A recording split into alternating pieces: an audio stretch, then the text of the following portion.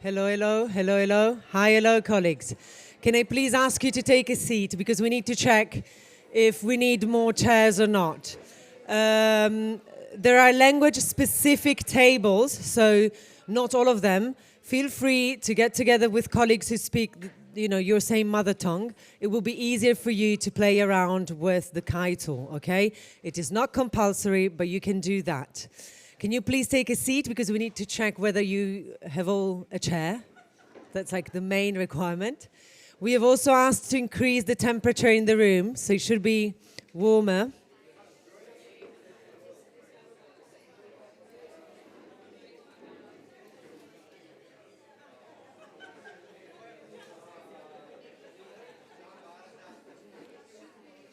Bart.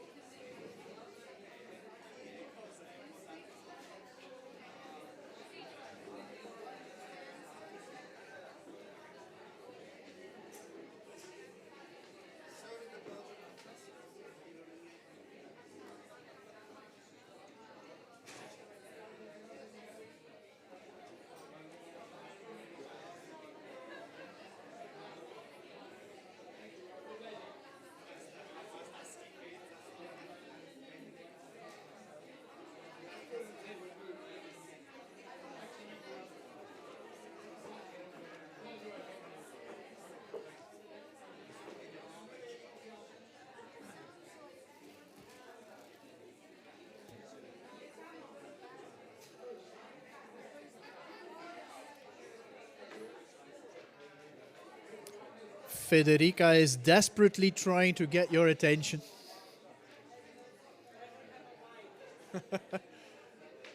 So we are ready to start the demo session.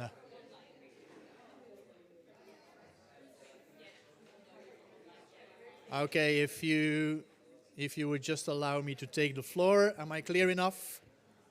No. How is this mic doing? Yep, is it better? Okay. I'll try to put it here somewhere. Right, so welcome to the practice session. I'm going to demonstrate Boothie. Boothie is a system that I developed together with a couple of developers from my department. My department is at the University of Ghent. Boothie was initially developed for research and training purposes. So it's not a commercial product, to say the least. Okay, but all right, yeah. But that's putting me in a very uncomfortable position here. Could the sound be jacked up a little bit? Yeah? Okay, because otherwise I have to bend while I'm speaking and that's not very comfortable. Okay, is that good? Okay, right. So it's comfortable for you and comfortable for me. So as I said, Boothie, the name is very recent, by the way. Boothie was developed for research and training purposes. The tool is currently also being tested at DG SCIC. So we're organizing a series of workshops at DG SCIC. I've also organized a series of workshops at the European Parliament last year. And we'll see what comes of that. Many people who have tried it are fond of it. We'll see how that works today. Just before I start, you will see the tool running if all goes well, and if you log in, etc. You will see the tool running on the different terminals here, but I have at least 40 spare logins. For people who have their own device, they can also see it on their own device. But I will distribute those after my presentation then, because I have to do it in a structured way. I also have to collect these logins again after the session because I will need them for the second session, right? Okay, right. So I'm first going to give you a little bit more information about the tool itself, how it's built, and what functionalities it has before we start the demo, okay? For the demo, I will be needing some quiet time in the room, so because of course a microphone picks up every kind of noise. So I brought a device that says that it's cancelling out everything except my voice, but we'll have to see whether that's true. Okay, Boothie. The The features of Boothie are geared towards the use of it in a standard EU conference meeting. What do I mean by that? Several languages spoken on the floor, and then booths that have one target language. Okay, that's the idea behind Boothie. So what will you get from Boothie? You will get a transcript, number extraction, term extraction. I've explained that before. I don't have to do that again. You will need to upload the glossary, but I have already uploaded the glossary for you, so we'll see about that. And then Boothie also has the additional feature of automatic language detection, which means that you don't have to change the settings in the booth if another person is taking the floor in the room. Right? The tool will do that for you with a couple of seconds delayed, etc. You know how that works. That's different, for instance, in SIMO, as you've seen. In SIMO, you have a final set of languages, right? So you select 2 languages, and that's it. If the language in the room changes, you're lost again. So that's why we specifically made a tool based on automatic language detection. We are still limited to 6 floor languages, which are Western European languages.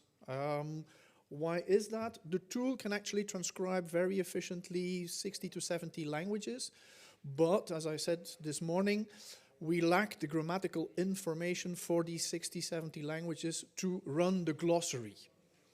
So I could do a demo here with someone who speaks Lithuanian here in the room. You will get the transcript, you will get the numbers, but you won't get the glossary. Okay, so that's the limitation. So these 6 floor languages, that means that you cannot use the glossary for other languages than these 6 for the moment. Okay, we're working on additions. The big problem, of course, for instance, with Eastern European languages is that they are highly inflected, much more than Western European languages. So there's a lot more grammatical information to add to the system. That's the only reasons, and we're still working on that. Sorry?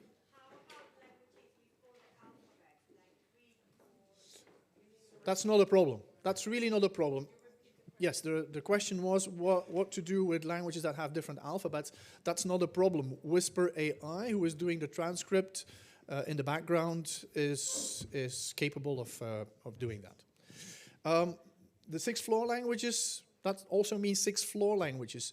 Actually, your booth language, your target language, is irrelevant for the system, because what the system will show is the information that you have uploaded in the glossary, and that can be any language. Right? I have tried it with a Mandarin glossary. It works fine, as long as you have one of these 6 floor languages in the input, right? So that's not. We're going to work with I think today with a 7 or 8 language glossary, and you will be able to select your target language, your booth language, let's say, from these languages. Of course, if there is automatic detection and the language changes on the floor, that also means that Boothie needs to change the glossary, change the order, right? If it detects French as the language on the floor, it will have to take French as a source language in the glossary and flip actually sometimes the glossary around. That has some implications for how you make the glossary, but I'll come back to that if I have time. The structure of Boothie is the following one. There is one super user, the chef d'équipe, let's say, right, who connects to the server and who starts the session, right? We have called that start the meeting. And then connected to the super user through a web page. So we all go to the same web page. The super user goes to the web page, and you will go to the web page. And the tool actually connects you to my session on the web page. Right? What does that mean? It means that as there is only one connection to the server where the tool is running, to the ASR, right, we save a lot of energy and we save a lot of bandwidth. If we were all connecting in parallel to the server, that would take up a lot of bandwidth and a lot of server capacity and a lot of capacity on the Wi-Fi. So we have tried to devise a system whereby we make actually a kind of bottleneck through the super user. right? A super user is not a technician. It can actually be the chef d'équipe. It's not very difficult to do, and I will show you. I will walk you through the steps to do that. But there is a hierarchy. So all interpreters in the team are users, and there is one super user who has to connect with his or her laptop to the server. That's how it is built. That also has some implications, and there's one that I want to cover. There is a limitation on relay. If you are in a relay, you will not get your pivot in the transcript. Oddly enough, you will get the glossary. You will get the glossary because what the system is going to do is going to pick up, I don't know, for instance, Italian on the floor, right? You don't have Italian, so you're going through the English booth to interpret into French. What Boothie is going to show you is the transcript in Italian, but it's going to give you, together with the transcript in Italian, it's going to give you the French terms anyway. But it's not going to give you the English transcript, right? So, and that's a limitation, and that's something that really needs some hard thinking and hard developing in order to make it possible. For the moment, we just advise use 2 sessions, and you can switch between sessions then. That's all, right? Okay. So the super user, or the chef d'équipe Kai, I've called. It's fancy, isn't it? So what does the super user have to do? Upload the glossary, set the languages, the input languages, because you have to select, you have to tell the tool which languages are in your glossary, of course. You connect to the console to your device. So at some point you need sound input into your laptop, which is normal, of course, otherwise no ASR can be run. But that is fairly easy. You just need a USB sound card and a cable. And also make the connection with the server, but again, that's fairly easy. That goes through the web page, right? And I will show you that web page in a minute. And then you have a team of users who all connect to the super user's glossary, right? So you're all limited to that super user's glossary. Also something to remember, this is probably going to standardize a lot terminology across the different booths, right? Because you're all on the same glossary, yeah? And then you just need to load the glossary, but I will show you how that works on the tool itself. Now, are you all already on the web? Do you have a question? Yeah, sure, the PowerPoint will be, yeah, sure, yeah, no problem, yes.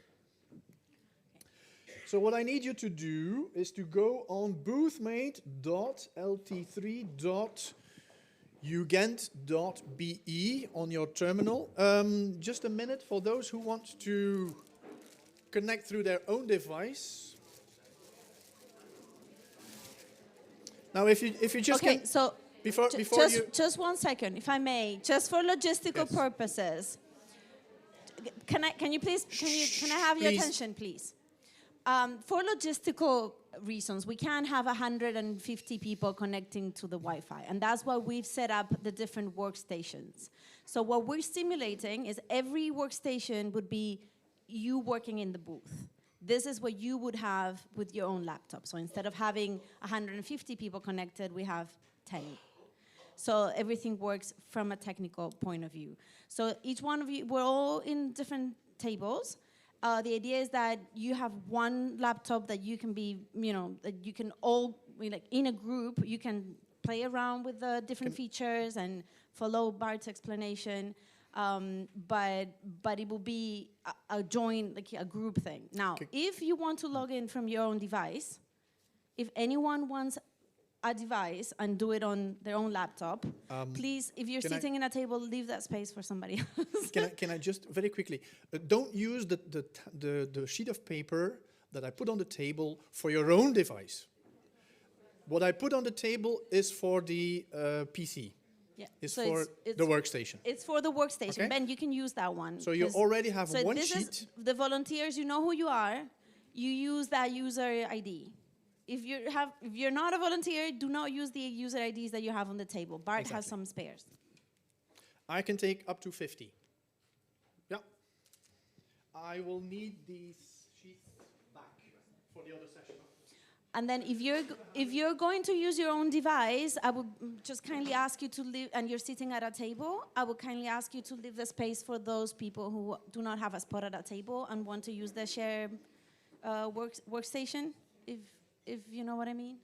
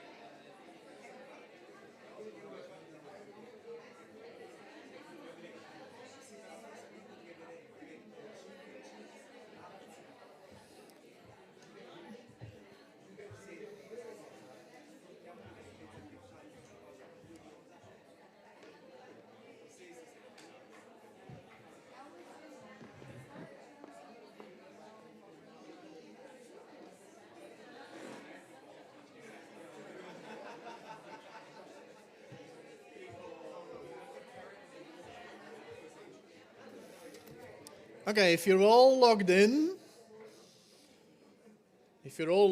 are you? Okay. You should see this without the arrow, obviously. Is that correct?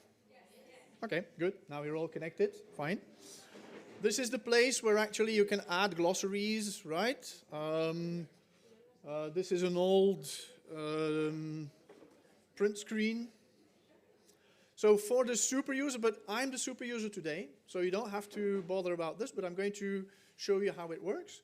So what does the super user have to do? He just has to click, or she has to click on add glossary, then give the glossary a name, upload the file, and make the selection of the languages. If ever you have worries about the categories here, conjugated languages means the languages that we have grammatical information on. These are the 6 floor languages that we can take. Okay? So again, the tool will work fine, but you won't have the glossary if you take any of the other languages. And the other languages are then the target languages that we will use.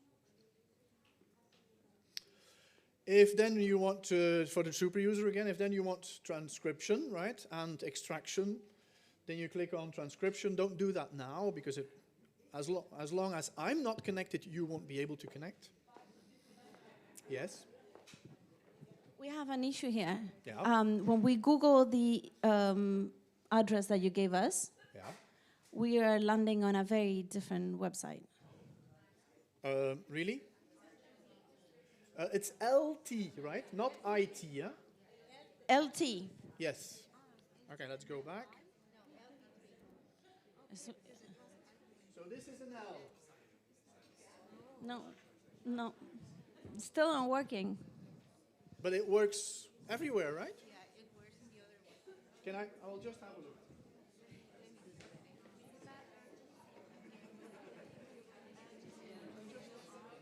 I hope it's not a... Yeah, it's not with R. It's not. No, there is no R. Yeah. There. Oh, there you go. Yeah. Just for the record, we try to showcase this as well, because these are the kind of problems that you may run into when you do it at home. So you might type it wrong, it might not work. You'll see with the other platform that we'll demo afterwards, you'll see, you know, the way you log in is also different, is through a link that's also very complex, that keeps changing. So this is also part of the experience. So don't type urgent, type UGent. Right? Yeah, I know.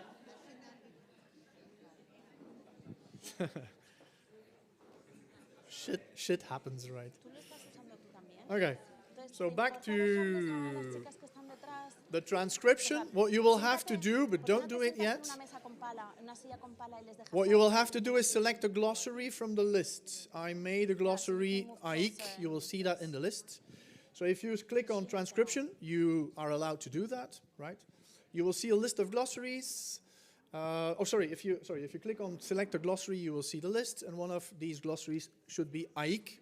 Is that correct? Yeah. You may select that one. Okay.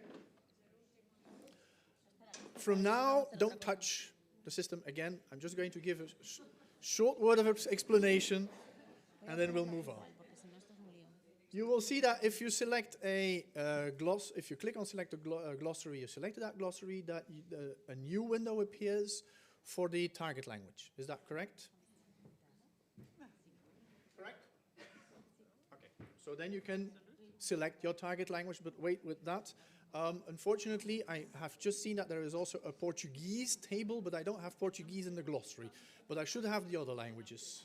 I was not informed that it would include Portuguese. So from this point on, what I will do as a super user is select the same glossary, select the target language, and connect, right? I will first connect, and I will then click on load glossary. You have to do it in that order. You all will have to do the same as me, okay? So first, don't do it now, first connect, and then load the glossary. Don't do it because it's going to give you an error. And that's all it takes, okay? So basically, super user and user do more or less the same, except that the super user is going really to connect to the server, but you are all going to connect to me. Yeah? It's great to be able to call yourself a super user, obviously. Okay, so let's now go to the tool, because this was still the PowerPoint. So now I have my tool here, and I'm going to select the AIIC glossary that has, how many? 9 output languages, as you can see, right? So 5 from the input languages, and then 4 more. It's a glossary that we all also used for a team of interpreters from the European Parliament in a session last year. I will select, I don't know, Finnish, right? So I'm going to connect to the server. You will see that it will take a couple of seconds before it's going to pick up any noise from the room. So be silent. I have to connect first, and then I'll raise my hand, and then it's your turn. Okay? So you connect and load glossary and make sure you have the right target language. Have you already selected your target language? You have all done that? So you need to do that, right? It's going to show English as a default. If you don't want English as a default, then you have to select something else, right? I will give some speeches. I brought some speeches that we did with the European Parliament session in different languages. I also have to switch to another microphone here. Let's have a look.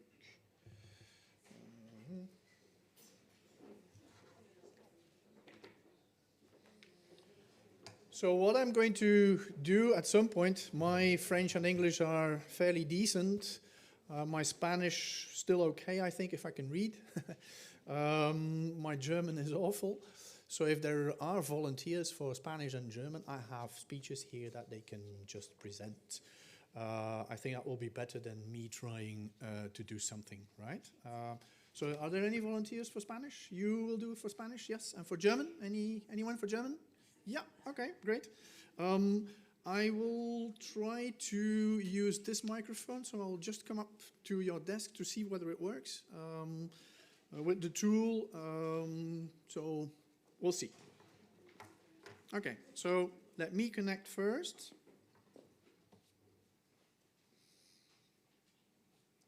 And I hope the mics are going. Oh, okay, so just switched it off. Yeah, okay.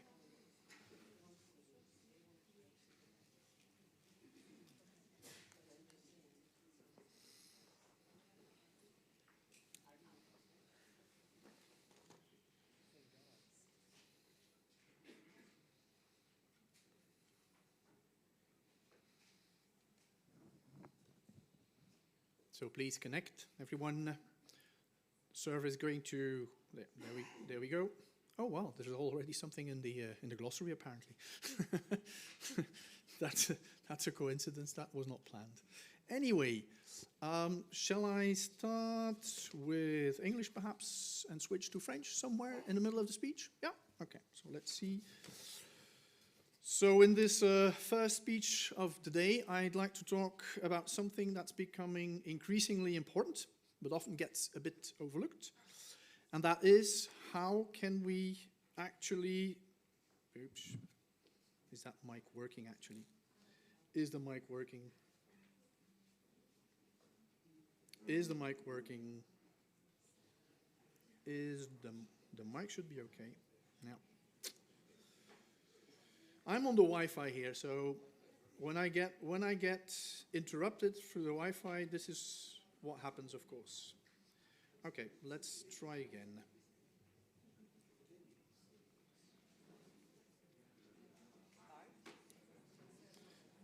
I don't have a very good Wi-Fi here. Which line are you? Sorry? Which line have you selected? Line? You mean? Okay. Yeah. Let me check because the Wi-Fi is really weak. No, because there's a specific one for this session. I'm in Sala Pequeña. Oh boy. Yeah, yeah, oh yeah. yeah. Okay. Right. I get it. Okay. So this should be Sala Grande. All right. Okay, Yeah. I was on the wrong Wi-Fi. Sorry. Klein geschreven. 2026 en dan Sevilla. Oh, wacht, ik ben eventjes...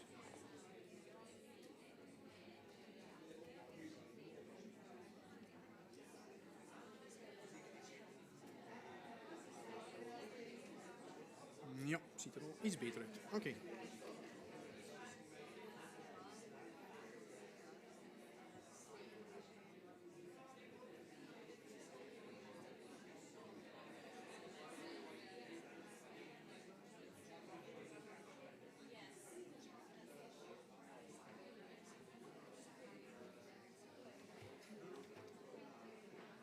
Okay.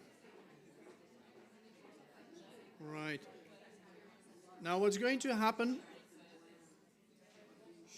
Okay.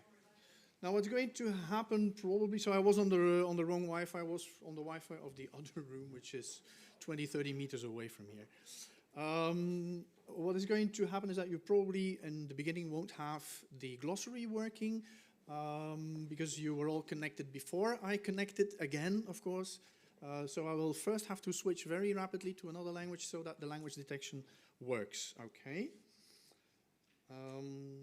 Yeah. Donc aujourd'hui, la transition énergétique repose en grande partie... La transition automatique... That's great, isn't it? La transition automatique, it doesn't... No, I get disconnected from the network. But it's a specific network for this. I know, but I still get disconnected. That's the problem.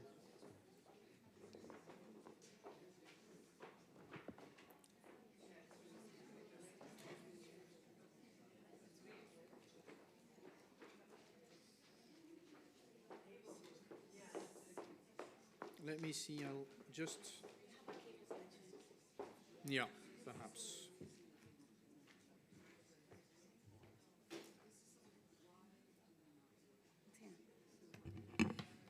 Sí.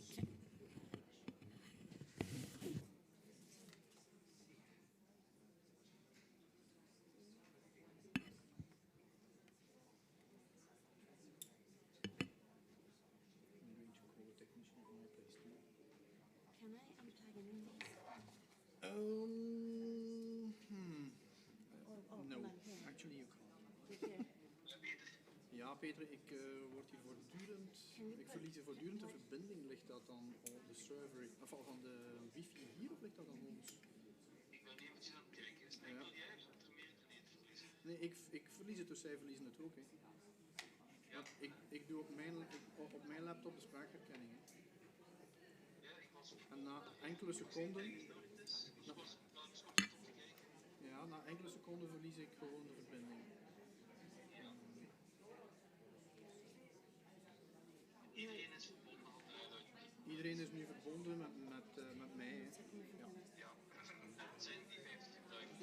Ja, maar het zijn er maar 25.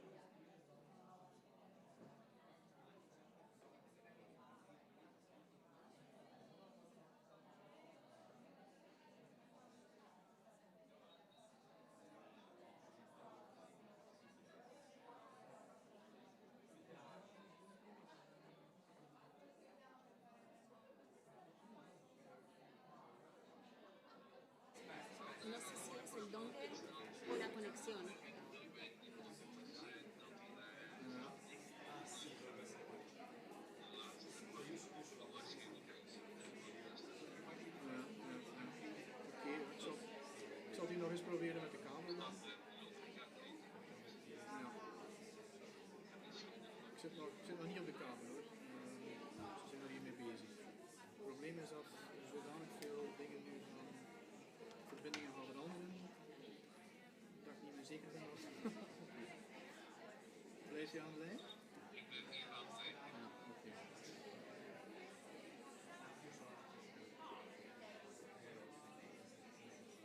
Yo aquí sí tengo red. Sí, o sea, que, A mí aquí sí me marca red. ya, o sea, que igual es el dongle nuestro. Voy a traer el otro. Tengo otro. Y si no, que prueba a reiniciar el ordenador, que con la otra ponente nos ha pasado lo mismo. Ah, sí, pero tengo otro.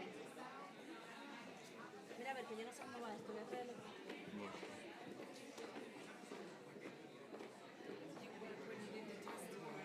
In my computer, I have internet with this cable. So, I don't know. let me just try to switch. Ese es el dongle. Sí, un momento. Ja, we zullen dan hier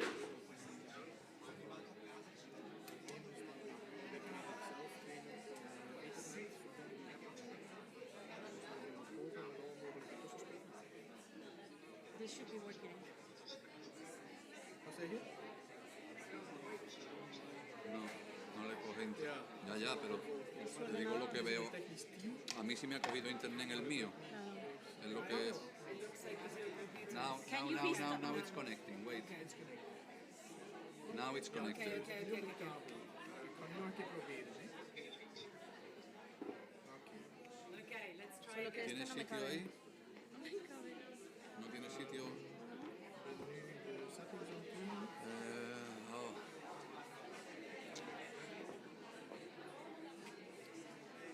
Ya, sí. ¿Ya?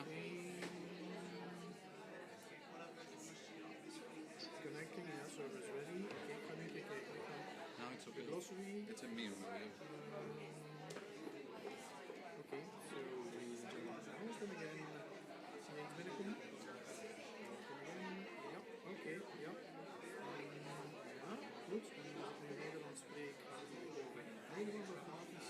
Kijk, zie je, nu blijft hij hangen. En heb ik niks. Dus als ik naar Nederlands overga, wat zeg je? Ja, ja, ja. En dat mag natuurlijk niet. Hè. Je moet, Oké, nu gaat hij weer.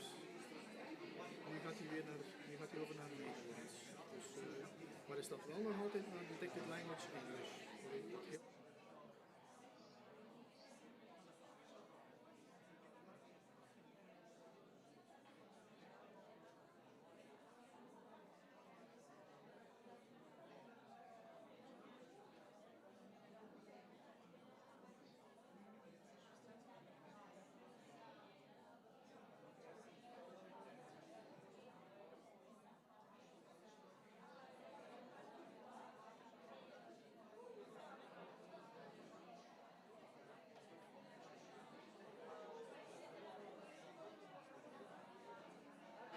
Okay, we're back on. I think it was a Wi-Fi problem because I'm now on the cable and it seems to work a lot better with the cable. But where are my speeches now? Okay. Okay. If you see a small red warning on your screen, you should perhaps refresh the page and do the settings again. Is that the case or not? Or is it just working fine? It's saying server ready on the screen. Okay, good. I'm quickly going to switch to French to see how that works. And in order to get your settings back on again. Donc, pour aujourd'hui, je vous souhaite la bienvenue. Nous allons parler aujourd'hui de la transition énergétique. OK. Et qui repose en grande partie sur un déploiement massif des énergies renouvelables. Okay. It has switched to French everywhere? Okay. Yeah. It's a bit slow. It's a lot slower than on campus, unfortunately, and in Brussels. But remember, I am connecting from Seville to the server in Ghent, and you're all doing exactly the same. And it's extremely slow. Never seen it that slow before. Okay. So, ladies and gentlemen, this is the first speech of today. So I'd like to talk to you about something that's becoming increasingly important, but often gets a little bit overlooked, and that is how can we actually use all the clean energy we are generating? And not just producing it, but making sure it reaches people and serves a purpose.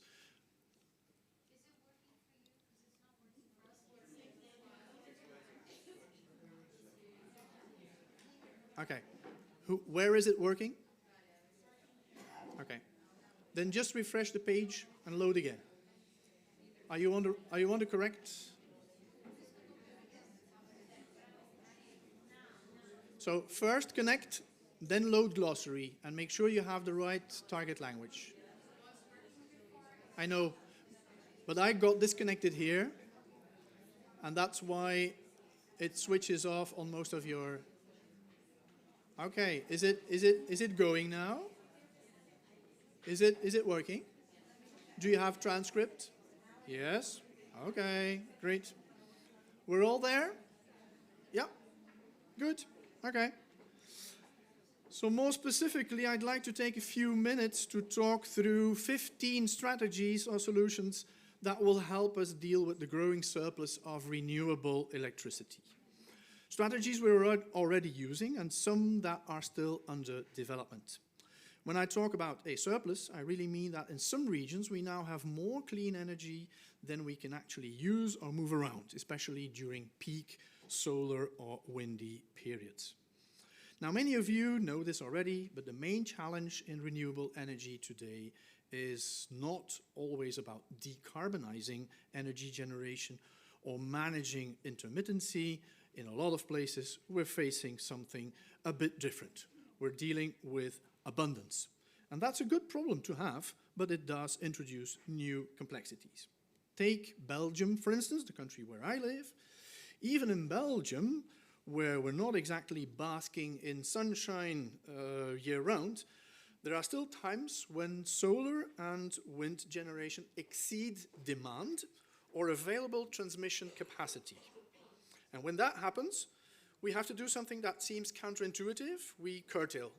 In other words, we reduce or shut off renewable energy output. I'm going to leave it at that for English. I'm going to switch to French in a minute.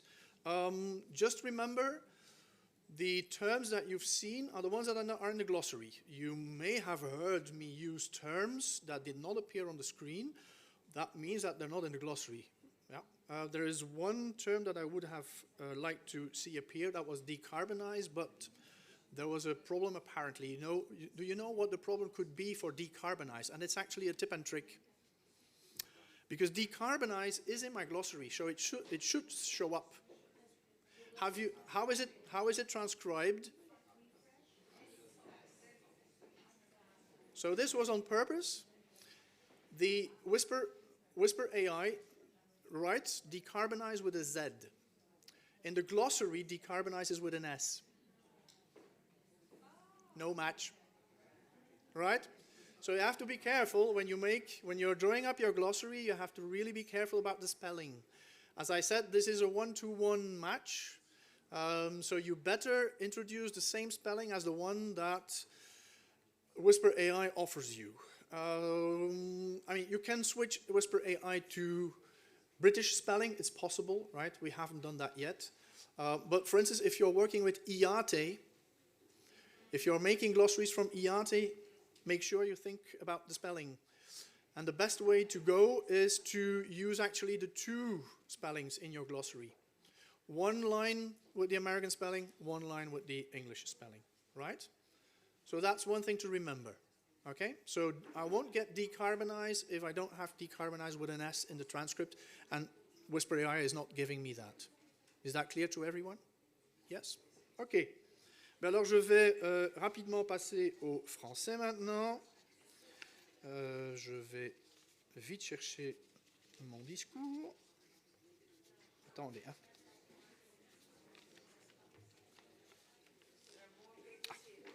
Ok, ça va. Non, ça va. J'ai trouvé. Ok. Alors, mesdames, messieurs, aujourd'hui, la transition énergétique repose en grande partie sur le déploiement massif des énergies renouvelables. l'énergie éolienne, l'énergie solaire, dont la production est intermittente et variable. Et c'est un risque. C'est un risque que nous avons pris pour des raisons de protection climatique. Pour des raisons de protection climatique, mais qui nous met devant d'énormes défis en matière d'approvisionnement énergétique. Pour garantir un approvisionnement stable, il est essentiel de disposer de moyens de production flexibles et pilotables, capables de compenser les fluctuations des renouvelables. Pour vous donner une idée, en 2024, la production d'électricité renouvelable en Belgique a fluctué entre à peine 4,8% du mix énergétique le 8 janvier, un jour d'hiver marqué par un épais brouillard, et 67,2% le 11 mars. Je vous donne ces chiffres par jour, donc sur des périodes de 24 heures. Il faut savoir que le renouvelable, évidemment, satisfait 100% de la demande, ou même plus à certains moments de la journée, quand il fait soleil, par exemple. Ces pics posent un danger. Le réseau doit être stable à tout moment, c'est-à-dire que la production doit couvrir la consommation, mais pas plus. Un certain déséquilibre est tolérable, mais les marges sont très réduites. Si le déséquilibre est trop grand, le réseau entre en surfréquence, ce qui est nuisible pour tout appareil branché sur ce réseau. Concrètement, si un réseau de distribution entrait réellement en surfréquence, ce qui n'est jamais arrivé d'ailleurs, excepté en Espagne d'ailleurs récemment, il mettrait définitivement en panne tous les appareils électriques qui sont branchés à ce moment-là. Et vous voyez bien que les conséquences seraient dévastatrices et les réclamations de dommages et intérêts incalculables. Il faut donc maintenir à tout prix le réseau à la fréquence adéquate.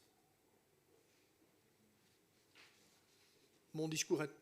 pardon, c'est moi. Mon discours est plus long, mais je pense que c'est... Est-ce que les chiffres sont sortis correctement?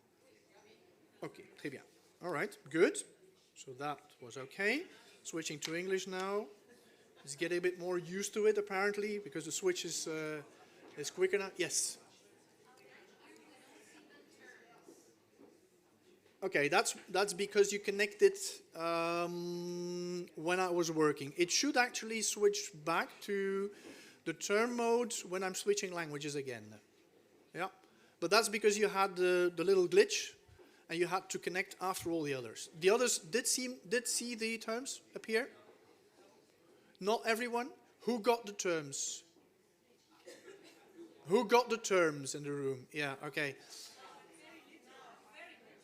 Yeah, sure, but that's because the glossary only contains 100 terms. So, yeah. I could have made a glossary of 1,000. You would have terms. You also have to reflect very well on how many terms you put into your glossary, because the glossary is going to recognize everything. And then you get your window cluttered with things that you don't really need. So it's a balance that you have to find yourself. Yeah? So you don't have a lot of terms because I wanted to show you the system while it was working with a glossary of 100. But of course, when you're working in a meeting, you will probably have 500 terms. So you'll have 5 times more what I've just shown. Yeah? How many? 3 minutes. Is there a Spanish volunteer to switch to Spanish? Okay, there's a question. Sorry. Hi there. So not in Spanish, but just a quick question regarding the numbers. So we had 2 questions here on the table. Firstly, that if you are, let's say, in a highly technical or, sort of a financial meeting and they start reading things off at a really quick speed, the pace at which the numbers are replaced actually might not allow you, even if you got the transcript, but then you're focusing between the number tab and the transcript tab, and you will lose maybe that essential number. Secondly, the numbers only 2 or 3 times had the actual, let's say, unit, so percentage or something like that. Without something which ties us in to what it refers to, it could be more confusing. There was an 8 there, which was the 8th of January. If you're focusing on that, you hear 8, you just put 8 in there and maybe connect it to the wrong word. So my main question is, in terms of the pacing of the numbers and how they are replaced, and the same happens to the terms, so it's a similar thing, it's actually quite quick. So if your glossary is too well fed, and it's got 5 terms, but then you want to focus on the first term, but the first term has already been replaced and you sort of lost anyway. So the main question is the pacing in terms of replacing things, and then the units of measure, of meaning of the numbers. Is that something you're working on? Because that is a big challenge, if you will. Yeah. Okay. Yes. Yes. Yeah. You're absolutely right. You're not the first to point it out. It's not a technical problem, but it's a problem of human use of it. Just imagine that we tell the system you reproduce every word, because, I mean, the LLM doesn't know what a unit is, right? So what do we have to tell the LLM? Generate every word that comes after a number, right? Now imagine that you say blah, blah, blah, blah, blah in 2024, and then your next sentence starts with, oops, that's my technician who is working in the background. Then your next your next word or your next sentence, sorry, starts with however. You will have 2034, however. That's how stupid they are, right? So we also have to find a balance between what do we want the system to reproduce, and we can give it lists and lists and lists of items. For instance, an item like percent, but I think that the percent shows up, right? 15%. Only sometimes. Yeah. Well, there you go. Yeah. That's true. That's true. Yes, and some interpreters have asked us to also make a system that highlights the number in the transcript, so that you can actually, from the transcript, then draw information. Yes, exactly. A bit like Simo works, right? Exactly. So to have both of them. Yeah, we're working on that. You will also see that it gives you cardinal numbers, right? 8th, right? 8 is not just, it's 8th of January, for instance, and it will also generate you the cardinal number correctly. It's slower than I expected here in the room. So we also have to work a little bit on connections, etc., and robust server capacity, but I was told by by the technician who is following in the background that the server is not used for anything else today. I'm actually on a research server, so if researchers decide to run an experiment on the server where the tool is hosted, I have a problem because it becomes a lot slower, etc. As you can see, the Wi-Fi matters a lot, but the Wi-Fi here apparently doesn't really work because sometimes the Wi-Fi is cut for a fraction of a second, but that means that the tool is cut as well. So you really need a very robust, continuous Wi-Fi connection to be able to use it. But that hopefully is true in many conference rooms, perhaps in the EU, yes. But outside, on the field, that might be still a problem, yeah. One more question, and then we need to wrap up. For the Zoom. Yes. Why not ask your question in? Sorry? Why not ask your question in? In Italian? Oh, yeah, fine.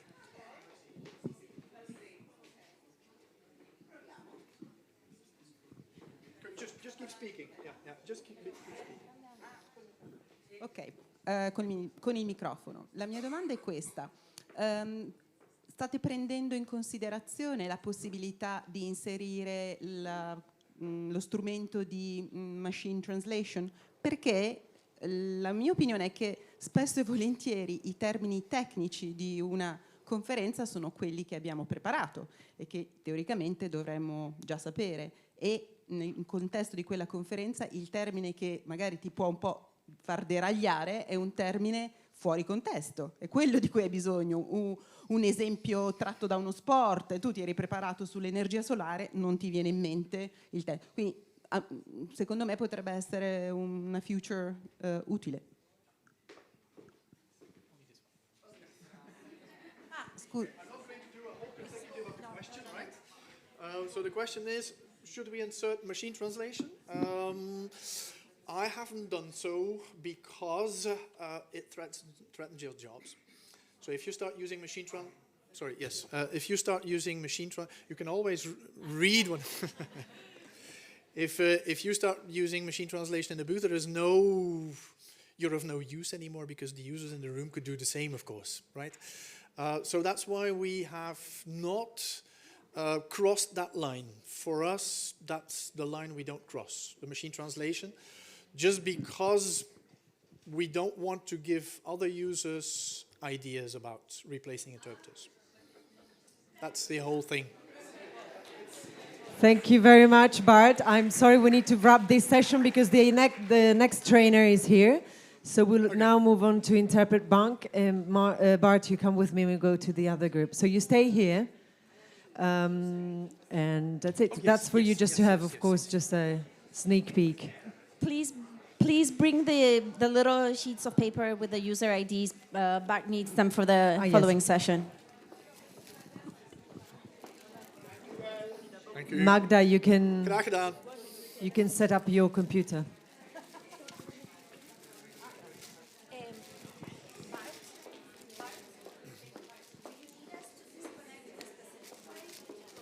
No, not really. You just close the window. That's fine. Yeah.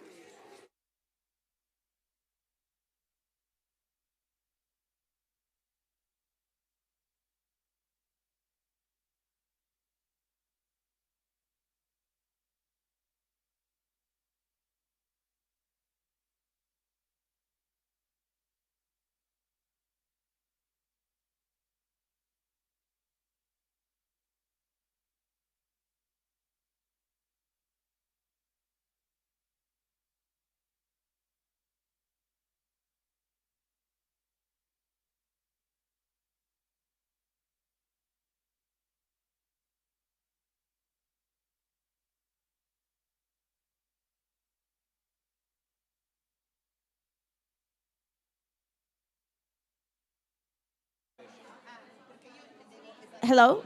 Can I please ask you to close the browser that you were using for this session? Because otherwise it won't work in the next demo. So please, all volunteers, please do close the browsing window that you were using. And if anyone was using it on their own laptops, please do close that browsing session. Otherwise they won't be able to do the demo next door.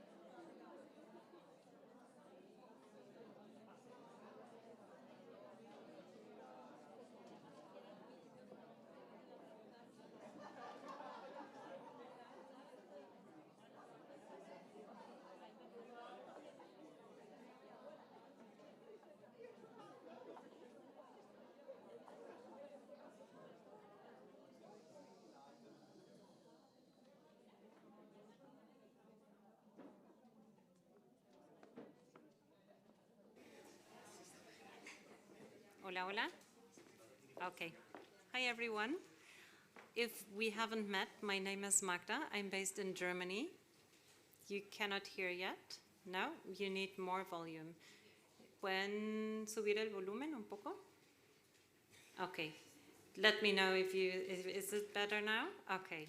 If we haven't met, my name is Magda. I'm a conference interpreter. I'm also a member of the AI workstream of the Science Hub, and I'm also participating in an EU-funded CAI project at the Cologne University. However, I'm not representing any of these bodies here.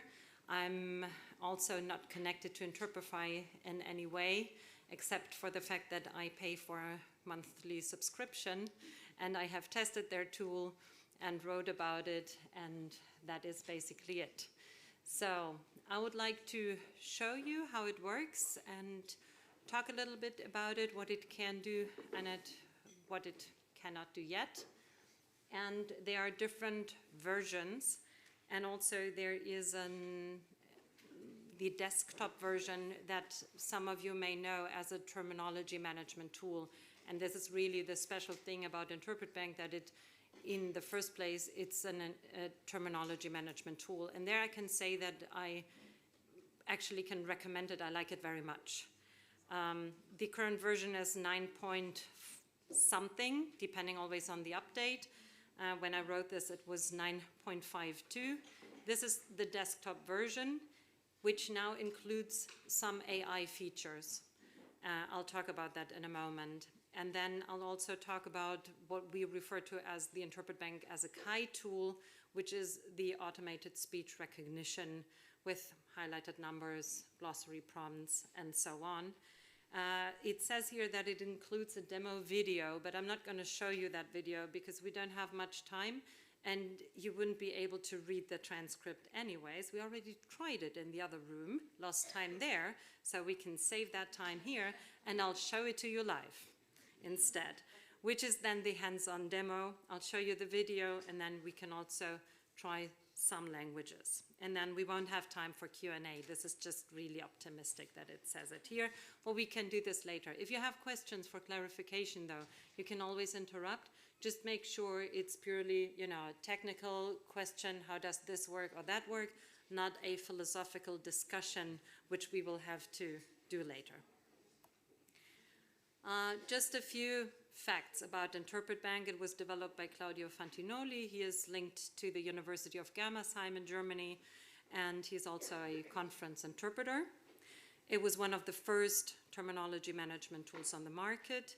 You can upload glossaries. Let's say you have a shared Google Sheet with other colleagues. You can download it, upload it to InterpretBank. You can manage your terminology there. They have those flashcards to practice the terminology. And you have the live mode when you're in the booth. You just type in a part of the word and all the entries with that come up, which I think is very practical. And then there are the new features, which is automatic term extraction. That could be from a website, from a document.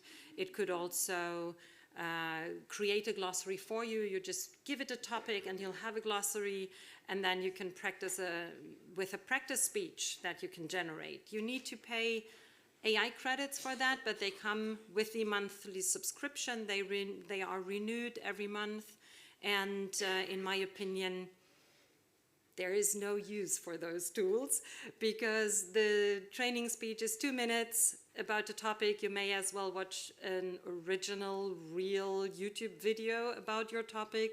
The glossary I created had 20 entries. 5 of the terms were technical terms. I mean, we all know that we work better when we create our own glossaries and we look for actual speeches to practice. So if you find use for those features, send me an email and then I'll include that in the next presentation. InterpretBank also has the web app now. If you want to use ASR, you also need to have a web app account. And that way you can use it on multiple devices. You can use it on your tablet, and you'll have, if you upload all your glossaries to InterpretBank, you'll also have them there. So, again, quickly, how can you get access? We heard from Simo, you buy credits, you pay by the minute. This is different. before you even get access, you need to be a subscriber. So either you have a monthly subscription or you have a perpetual license and the Pro Pack, then you can use the ASR feature. I'm sure there's a free trial that you can use, but if you really want to use it, you would need to be a subscriber of some kind. And then there are two different versions. One is the standard version, and I'll explain the differences in a moment. And there's the premium version. If you want to use the premium version, which is higher quality, better data protection, then you also have to buy additional credits. So you'll have the monthly subscription and you pay credits by the minute. There's one way you don't have to pay for it and you can still use it, and that is via a shared link. If one member of the team has Interpret Bank, you can create a master session and you can share the link to that session with everybody else on the team. So the transcript, let's say I have the master session, the transcript I have on my computer, which means that it's the source language I'm listening to, can be also shown on your computers via a browser link. Without connecting to the audio, without a subscription, you can see my transcript. But it only makes sense if we work from the same source languages. If you use Relay, you'll see my transcript anyways. So just keep that in mind. If you use the shared link, it doesn't matter in which browser you open it. But for Interpret Bank as the master session, you always need to use Chrome. However, I recently attended a webinar just for you because I wanted to make sure that I have all the updated information for you. And there was one piece of information that was new to me, and that was Interpret Bank is working on an offline version. You may have seen that I put several questions into Slido asking about offline versions of SIMO and other tools, because I feel this is really the safest way. If you can download a model, use it offline, delete it, and then connect to the internet again, there is no way your data or your client's data can go back into the tool. So that is just one thing I'm personally very curious about, and I thought it was very interesting to hear that from Interpret Bank. There are other tools that already have that. The question always is it the same quality, offline and online? Now let's talk a little bit about the technical setup. You can connect Interpret Bank on site and you can use it for RSI. It's not always the case with all the tools. If you connect it on site, you could use the interpreting console, and I'll show you the picture in a moment.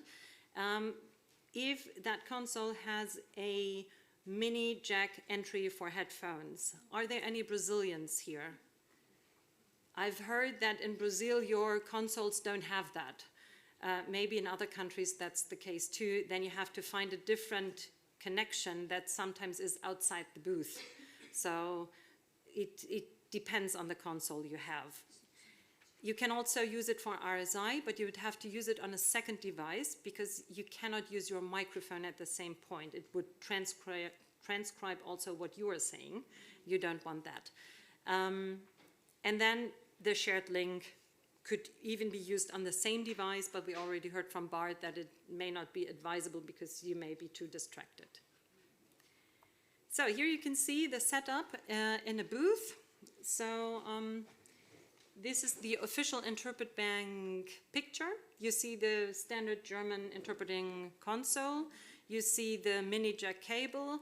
You see the sound card with a mic in for the mini jack and a USB connecting to your computer or another device. What you don't see here is how you will listen to the audio still to be able to interpret if you use the mini jack for this cable. So you would also need a splitter. So you use a splitter, then one goes into your headphone and one goes via that cable into the sound card. The thing with a splitter is it may make a humming noise. So you can't turn down the volume completely because then it doesn't work anymore. Sometimes the console doesn't even allow you to do it anymore. And the splitter disturbs you. So you can also add an isolator to it. I just got one recently. It's that little piece of equipment. If you add that one, it can cut out the humming noise coming from the splitter. You see, it's very easy and intuitive. So this is the easy way to connect, okay? Sometimes you have to change something in the audio settings. You'll probably see me do it in the live demo several times because it goes back to default and I have to select the right microphone again. And sometimes you have to allow Chrome to access the microphone, but these then should be all the settings you need. Setup for RSI. If you want to use it with a Windows computer, then be it a YouTube video you want to use just to try the tool or a Zoom conference you want to interpret in, you'd have to set your audio settings in the computer you use with the tool to stereo mix, and then it'll pick up the system sound of your computer. The question is, can you make sure that from your second device you only use for the tool, no sound comes out? Because that you don't want. You only want the sound on your headphones. So when I plug in my, I'm not going to say the brand, but the little interpretation headphones we all like, with the 2 letters, if you plug those in, those have a mini jack connection. So if you plug those in, it'll work. If you use a second USB headset you have somewhere, it'll hijack the sound and it stops working. I've just tried it.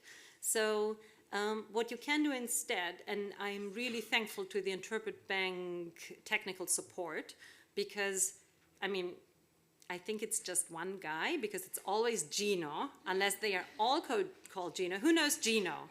Let's see, some of you know him. I really hope he's a real person, but I think so, because of the way he gets back to me. And I have that secret love for Gino, because when I have a problem and I tell him in the ticket that it's urgent, he'll get back to me within 2 or 3 minutes. This is amazing. It may be due to my time zone. I don't know where Gino is located, but I'm guessing he's located in Europe, and so am I, so that helps. There may be a second Gino for other time zones. No. That could be. Now, if you use a Mac, I was told you should use VB cable, but in the other room, someone suggested for a Mac, instead you should use a virtual sound card called Loopback. Apparently that one works better. Now, for that problem with the sound coming out of the second device, Gino suggested I could also use VB cable for Windows, because then no sound comes out of my second device. So these are the technical things you have to deal with. You won't do that half an hour before the assignment. You will do that before you start practicing how to use the tool. Okay, so it says RSI setup here, but it could really be any setup. Let's talk a little bit about the master session and the shared link and what you can do. As the master, you'll upload the entire team glossary for all the languages for the people you want to share the tool with, if they want to see their glossary entries, yes? You can only share a link if you upload any glossary, but of course it makes more sense. What we really want to see, and Bart also said that, we want to see the numbers and we want to see the glossary terms. We don't want to read the entire transcript, and I don't think we want to see the machine translation that you can also show on the side, which you will not have when you use the shared link, but I think we don't need it. I would never have it open when I use it as a Kai tool. Then once you open ASR, you copy and share the link to the session. You select the standard or the premium version. Professionally, you would choose premium. You select the source language, which is the same for everybody in that session. And you need to select it manually. It doesn't have automatic language detection, so when the source language changes, you would have to make the manual switch in Interpret Bank as well. And you select your own target language. So I can select German, you can select Spanish, and you'll see the Spanish entries, I'll see the German ones. You could also use, there's a little type-in window where you can just put in a term and see a machine translation. You would get it in Spanish, I would get it in German. And you could also highlight part of the transcript and you would get the same machine translation. Everybody needs to click start, which is the little microphone icon, otherwise it won't work. In a moment when we have the demo session, you'll have it on the shared screens. You could even type the link if you wanted to, but we'll also see it here, just that for that, I will have to move to the back of the room because we could not get my computer to only listen to the microphone sound and not use the built-in microphone. We tried a lot yesterday with 4 technicians and 4 Science Hub members. We couldn't get it to work. There is a way, I'm sure, but for today the solution is that I'll be standing in the back of the room with Adriano. So here again you see the differences. You can also see that you can adjust. You can adjust font sizes, line spacing. You can arrange the layout by drag and drop, which doesn't always work smoothly, but at least you can do it. So you set it up the way you want it and then you start interpretation. You can have a notepad. I don't know exactly what for. I mean, would you take notes on your screen next to a transcript? I don't see why, but you could. I think Boothie had that and they took it out. What Interpretive Bank had and took out was the numbers on the side, because they got the feedback from interpreters that they want to see the context of the numbers. So you miss a number, you look at the transcript, you see the highlighted number, and you see if it's number of employees or whatever, you know? As you can see here, if you use a shared link, there's no machine translation. Now, before we start the demo, let's have a look at the languages. The demo will be limited to the languages of the glossary I uploaded for it. But these are all the languages that Interpret Bank offers for speech recognition, those ones here. Then if you wanted to show you the terms of your glossary coming up in the source language, so let's say you work with Portuguese and you have a Portuguese transcript, which you can because it says it here, but then you want to see your glossary terms, it may not show them because it doesn't recognize Portuguese terms, especially when they are inflected, so plural or other verb forms. They have that already for English, French, and Spanish, and I tested it. It works quite well. Sometimes when it's, you know, you have in your glossary, I don't know, let's say something like quedarse dormido, and you would then, it comes up, me quedé dormida, maybe it doesn't recognize it because it's too different. But it's simple, plural works easily, or past tense. Then for machine translation, you can have basically any language. Of course, it works better for the larger languages, but there is no limitation. Again, I don't think you need the entire translation of the transcript, but maybe there is one term, it's not in your glossary, and maybe it does help you to double click on it and see what the machine suggests. You don't have to say it. That is why we still have humans in control here. And then again, if you have a target language, you work from English, you have a target language that is not in the list of languages, yes, you could still upload a glossary with entries for your target language. You just call it Russian, and then you select Russian, and it'll still show you your glossary prompts. It'll still show you the transcript in English with the highlighted numbers. What it will not do is when you double click on a term, it'll show you Russian. Yes, so there are workarounds if you have a very rare language and you want to use it. The reason why I really don't use Kai tools in real work and basically only for testing and training and trying is also because of data protection. I don't want to call my clients and say, hey, can I use the Google API? And I don't know, what does it say here? You know, a third party may process your data and I should not give it any sensitive or confidential information. And really the tool is experimental.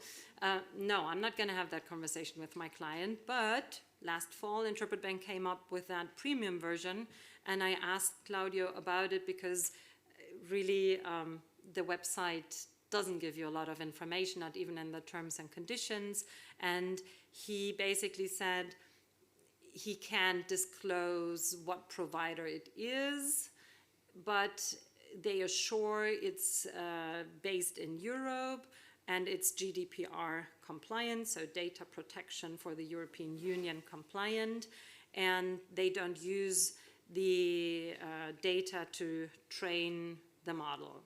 This is the information I got.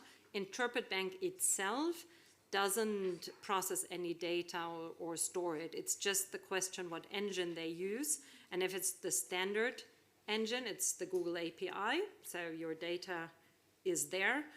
If it's premium, it's a not known European provider. I'm really looking for that online version where you can be sure it's going nowhere. Offline, did I say online? Thank you, offline version. Okay, with that, I finish here and I go to the back. So, si se puede conectar la laptop de ahí con la pantalla. And I'll first show you the video, which was nicely presented in the video I prepared. It's the type of speech I would like to use transcription for. It's two Indian guys talking about the figures of the last quarter. And so I think there could be use for that.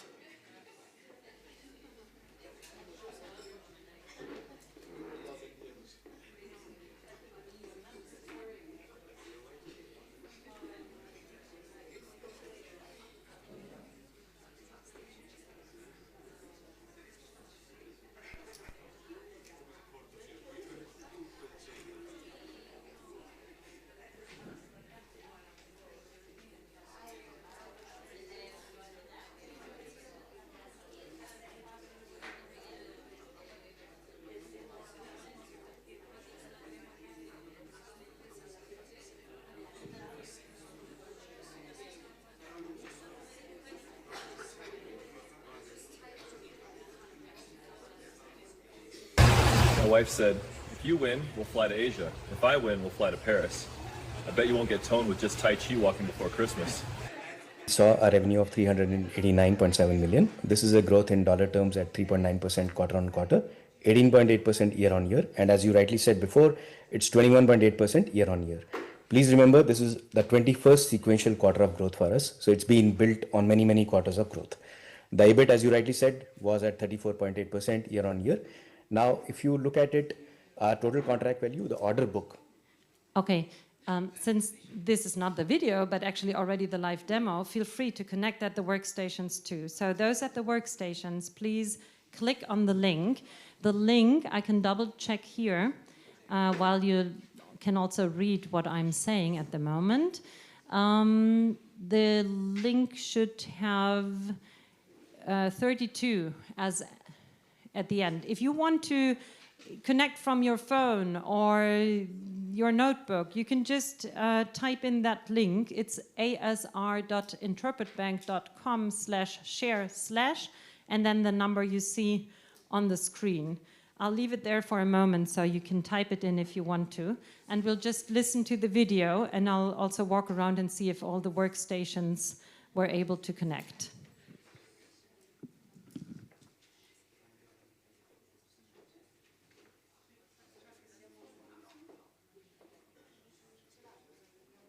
For the quarter came in at $520.8 million, which bodes very well for us.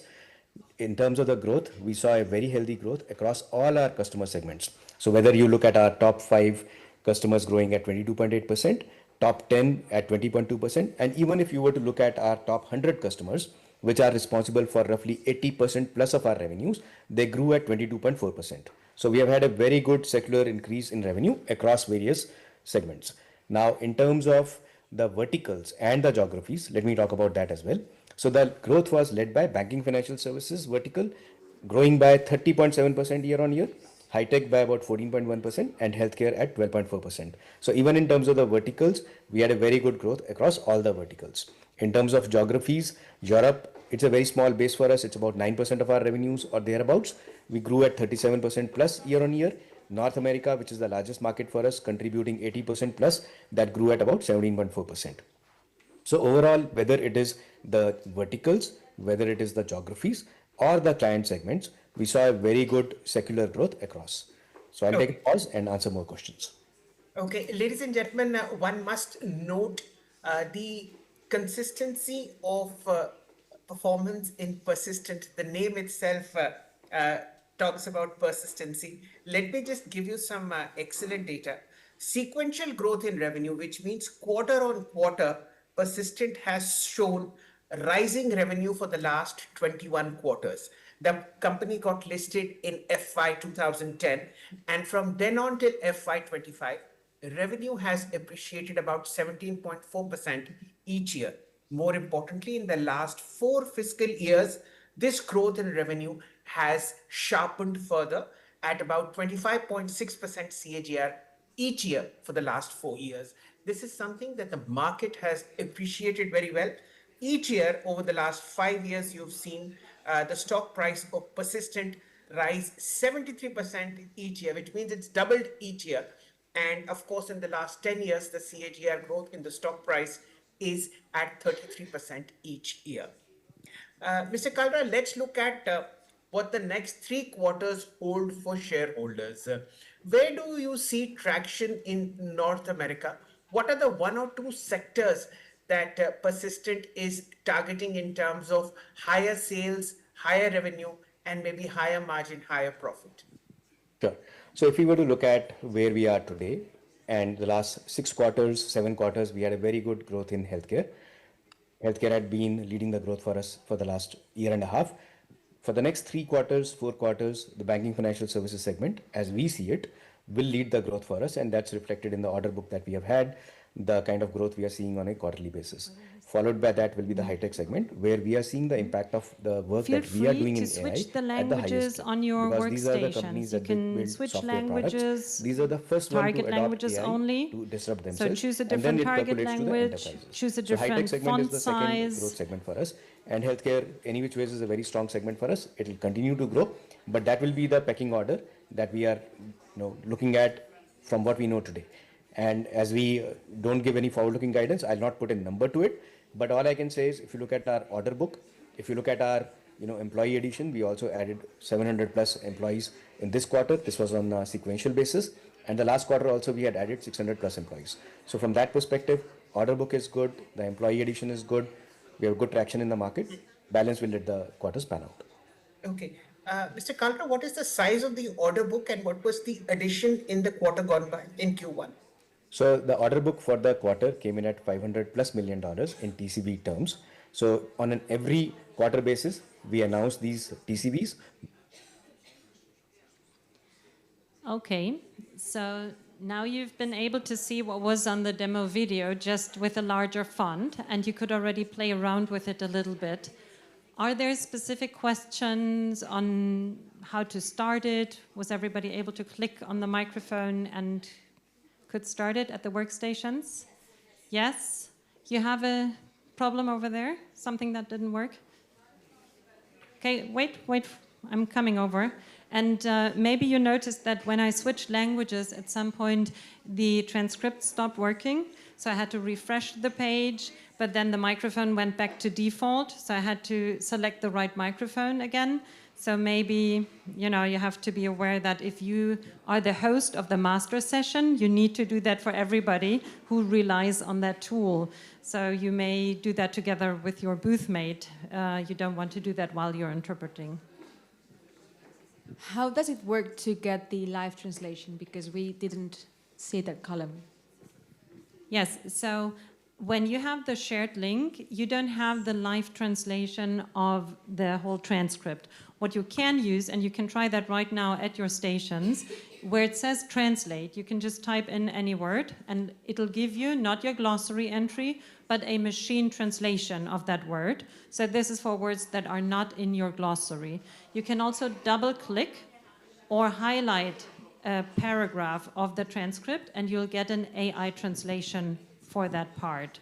So let's say some word comes up, your booth mate is gone, you're not able to look up the words the way you always do, but you can double click on it and it gives you a machine translation, and again, you decide whether to say it or not. We have one more question here. Yes. Hi, can we still see the numbers if we don't see the transcript? When you don't see the transcript, you cannot see the numbers because for Interpret Bank, the numbers are only in the transcript. So this is a glitch. We have already informed Interpret Bank about it, so I'm sure they'll do something about it. It should always show the transcript, of course. I mean, this is paid, right? So I'm sure they'll find a way to do it without always refreshing the page. But no, the numbers don't come up. What does come up is the glossary terms you may have seen. They still come up. And if you have the master session, the transcript, the transcript's machine translation comes up. But I don't think we need that because we will be producing our own version in that other language, not that one. Is the glossary pulling from a specific glossary that you uploaded, or if I have all my glossaries already on Interpret Bank, is it pulling from all of them at the same time? So I opened it with a specific glossary. Of course, you can have a really big glossary that you upload, and then it takes it from there. Again, if you see, let's say the Chinese glossary entries here, they were AI generated. I did that because I don't speak Chinese. So if they are no good, it's not because of Interpret Bank, it's because I don't speak Chinese. So if you were to do it, you'd be able to put in better words, of course. You've shown us how to connect the consoles when you're working just in situ. How about when we're working remotely? Yeah, that was actually also in there. You have to switch to stereo mode, to stereo mix. This is the microphone that is used. It's usually hidden in the Windows settings. There are explanations and tutorials on the Interpret Bank website because you'll need a few hours maybe to get all the settings right. If you want to test it and you want to use a YouTube video, you need to use a different browser.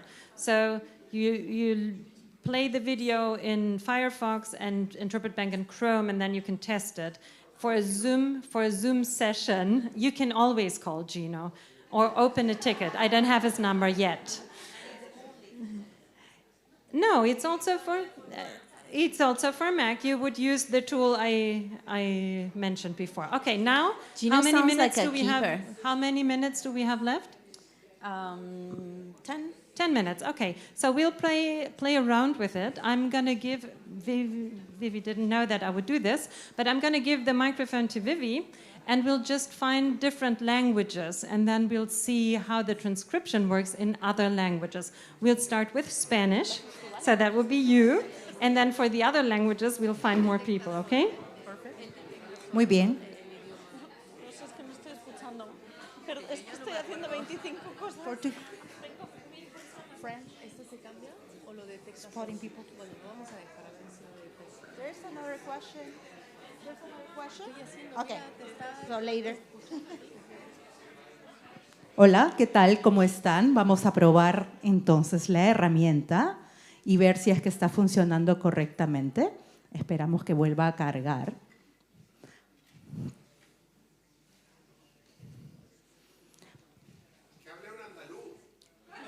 Y olé. Venga, Sí, puede Laura. ser interesante. Además, los acentos en español, ¿sí? Por acá tenemos algunos Tenemos a voluntarios. Laura aquí también, que es Claro sevillana. que sí. A ver, lo que pasa es que Laura tampoco tiene un acento andaluz súper fuerte. Pero bueno, lo intento sacar. Si hablo de la feria de Sevilla, a lo mejor me sale un poquito más, ¿eh? De las sevillanas que bailamos anoche. Y no sé, este es un tema muy interesante, todo el tema de la IA. Que hable del tiempo, estupendo. Ayer cayó una tromba de agua impresionante. No sé si la escucharíais, los truenos que retumbaron. Hoy sí que tenemos un poquito la suerte de que ha salido el sol. Podéis ver Sevilla en todo su esplendor. Aquí además al lado del río, que tenemos unas vistas impresionantes. Creo que está pillando bastante bien el acento, a pesar de la falta de las S, ¿no? Más rápido. Más rápido, no pasa nada, yo hablo más rápido. Sin problema ninguno. Si no, tenemos a una canaria que nos puede hablar de cómo se va en guagua a... I just quickly want to see if it gets the inflected form. So Vivi will talk a bit, but use, the plural if it's singular and so on. Ok, en todo caso voy a utilizar el glosario para saber si es que reconoce los términos y voy a hablarles sobre los resultados del último trimestre del año para poder reconocer el trabajo interanual realizado en la empresa. Vamos a empezar trabajando con el análisis del EBIT, el beneficio antes de intereses, impuestos, y también desarrollaremos un cuadro que pueda mostrar el crecimiento a nivel de los segmentos de nuestros clientes para poder reconocer los diferentes ingresos que hemos percibido durante el año. Pueden ustedes reconocer claramente que ha existido un aumento estructural en los diferentes niveles de atención que proporcionamos, entre ellos la atención sanitaria. El precio de la acción ha aumentado significativamente y consideramos que nuestros accionistas probablemente están muy contentos por los resultados presentados el día de hoy. Okay, EBIT was not recognized, but others were. So there was someone from Canary Islands who still wanted to speak. While you do that, I will switch to another language. We will go back to English in the end. We'll first listen to other languages, unless you can do Shakespeare in other languages. Do I speak about the terms? No, just with an accent. A ver, es que no sé qué... Okay, so overdo it, okay. A ver, ¿cómo? Pues mira, iba a aprovechar este momento para decirle a todo el mundo que no se dice papas arrugadas, por favor. Nosotros no, eso yo creo que es más andaluz. Nosotros no hablamos de papas arrugadas, hablamos de papas arrugadas. Lo que pasa es que es verdad que la última sílaba hay como un poco de caída y a lo mejor el sistema no la pilla. Pero, por favor, no papas arrugas. Y aprovecho, bueno, es que estamos en Sevilla, no sé. No sé si es el mejor momento para decirlo, pero les animo a descubrir una cosa que se llama almogrote, que es gomera, pero en Tenerife también se come, que está muy bueno. No es para los que tengan un estómago delicado, pero está riquísimo. Y... Eso ya, portugués no hablo.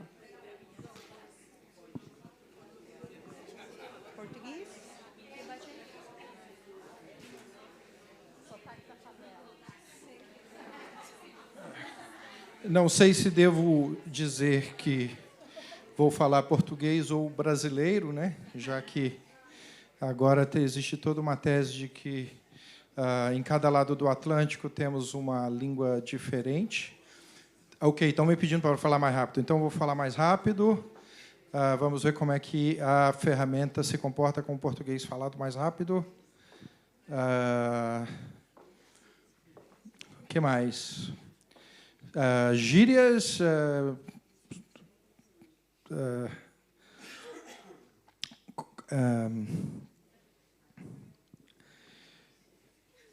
Interpret Bank, o que você Interpret Bank, o que você está imaginando que será o futuro da interpretação para os intérpretes que falam diferentes idiomas, para os intérpretes que estão na Europa, na Ásia, na África? Okay.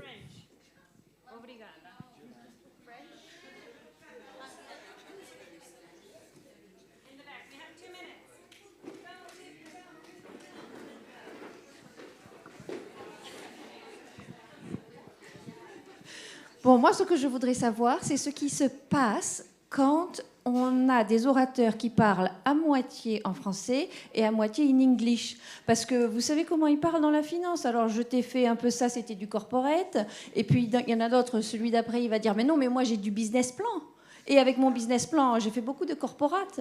Mais ça dépend vraiment de ce que je veux faire avec le crédit mutuel. Je ne fais pas pareil que ce que je fais avec le crédit agricole, mais ça dépend parce que si je fais la banque pop, à ce moment-là, qu'est-ce qui peut se passer? Vous voyez ce que je veux dire un peu? Et ça, c'est toujours pareil, parce que mon manager, il est toujours là à me dire oui, non, mais on a des KPI, comment on dit déjà? Oui, donc on ne sait jamais ce qu'on dit. Ça marche un peu avec l'anglish ou pas?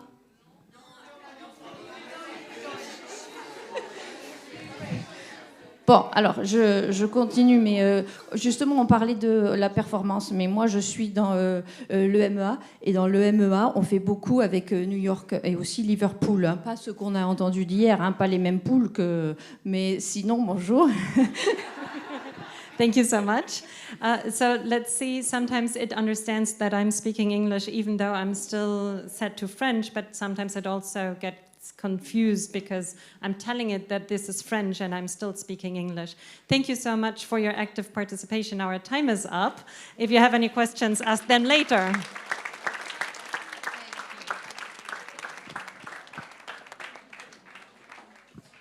Well, thank you very much. I hope you enjoyed the live demos and that you got to play around a little bit with the different programs that we've tested. I hope that also this has triggered a conversation in your groups. Our expectation, our hope was that this would at least give you the basics, the ropes of how these tools work, and some food for thought, maybe some topics to discuss over lunch. So briefly, while the boss gets here, we're going to rearrange the room during the lunch break. So I beg you to please take all your belongings with you. We're gonna have a break, and I don't want to get this wrong, Maya. Okay, well, you can start picking up your stuff, and Fede will be here in a minute to confirm the details. Yeah, hold on. In the meantime, if there's any questions, Magda, would you be willing to reply to a few questions while Fede gets here? Okay. Okay.